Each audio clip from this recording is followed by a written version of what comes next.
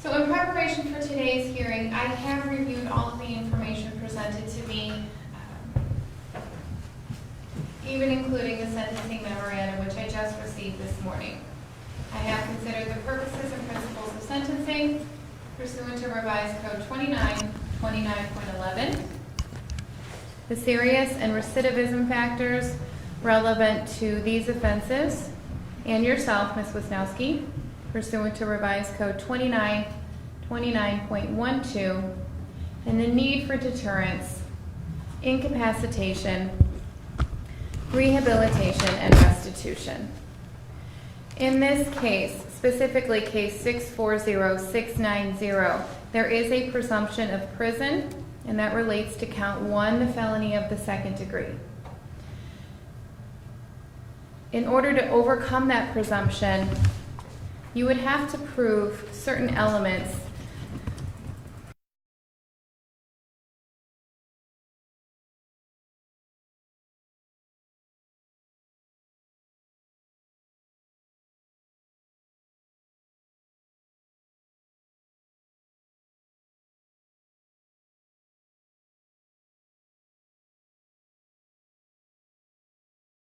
incidents happened, as well as a 2005 aggravated theft with the disabled adult specification, provide to me that those factors have not been overcome, the presumption has not been overcome, and that you are therefore not amenable to community control.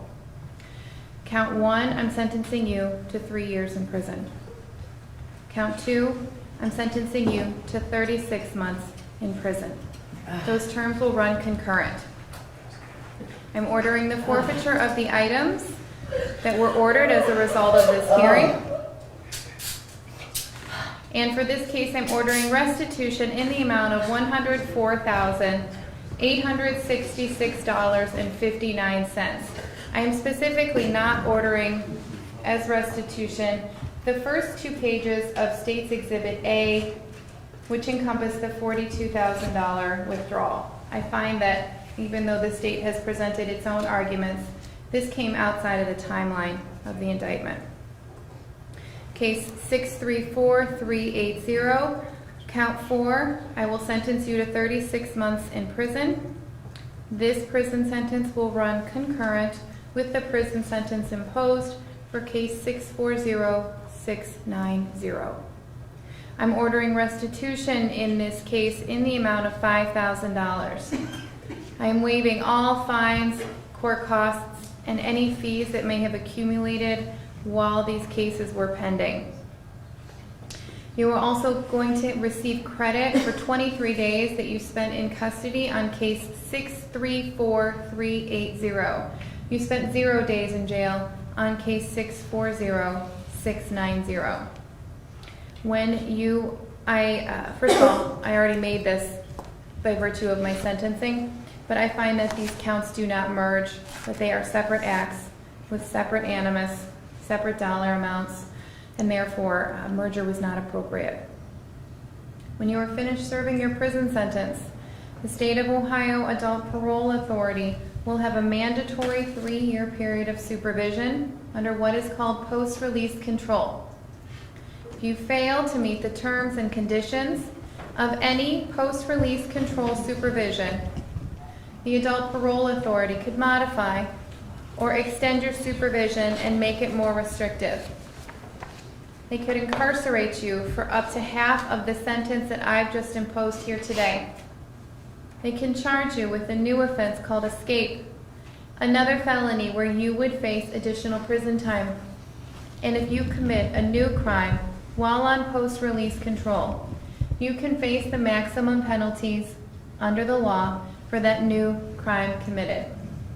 As it relates to the restitution for both of these cases, I will adopt a suggestion by a defense counsel and retain jurisdiction. I would be prepared to modify this order if and when any new information is presented to me. Ms. Wisnowski, you have an automatic right to appeal this judgment of conviction. You have a right to have a notice of appeal timely filed on your behalf. Your attorney, Marcus Sidoti, has informed me that he will represent you and that you do not need a transcript of this proceeding. Should that change, Mr. Sidoti, please notify this court. We are happy to make additional findings. Lastly, as it relates to Ms. Wisnowski's motion for appellate bond, that motion is denied. We are adjourned.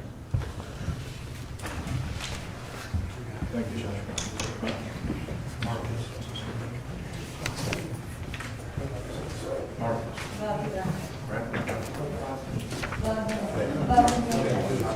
Yeah, I'm on the truck. Don't talk, don't talk. I love you guys. I love you too. You'll be all right. Get out of my face.